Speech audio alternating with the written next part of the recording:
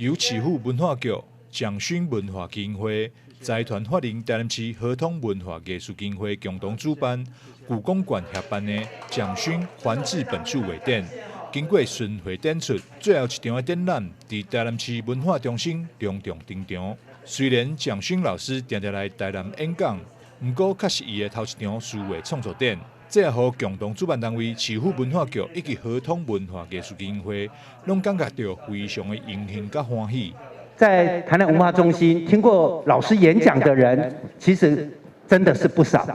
但是看过老师展览的，我相信真的是不多，因为老师还不曾在台南文化中心展览过，就我所知哦。所以这一次的展览，我觉得真的是非常的荣幸。那老师在去年疫情期间这样子的一个创作，那经过台东、台中、台北，听说台南是最后一站，我们真的是好幸福哦！感谢蒋勋老师能来台南与大家分享，藉由老师的慈悲以及《金刚经》带来祥和稳定，期望疫情赶快平息，恢复往日生活作息。盼望这一次的活动呢，能让我们的生活时时充满怡然自若、宁静美好。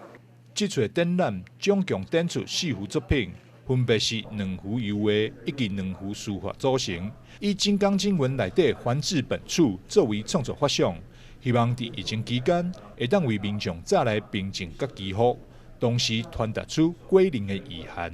虽然昨天已经到1万多人确诊，可是我觉得整个的民间是平静的，就怎么去面对，怎么去度过，那就想到《金刚经》说不惊、不怖、不畏。我想《金刚经》传达的最重要的可能是这3样东西，就是你自己不惊慌，你自己不害怕，你自己不畏惧，可能是面对外来的混乱最重要的一个部分。还治本处是什么？大概是归零，生活上的归零，生活上能够关心身边小小的事情，而不去做太无边无际的欲望追求。蒋勋还治本处画展，为即麦开始一直展到6月12号为止。配合画展，5月10号暗时7点半，在台南市文化中心演艺厅，嘛有蒋勋老师的演讲，讨论《金刚经》还治本处以及衣钵等议题。欢迎有兴趣的民众会当向文化中心，也就是合同文化艺术基金会索票入场。台南新闻张硕维采访报道。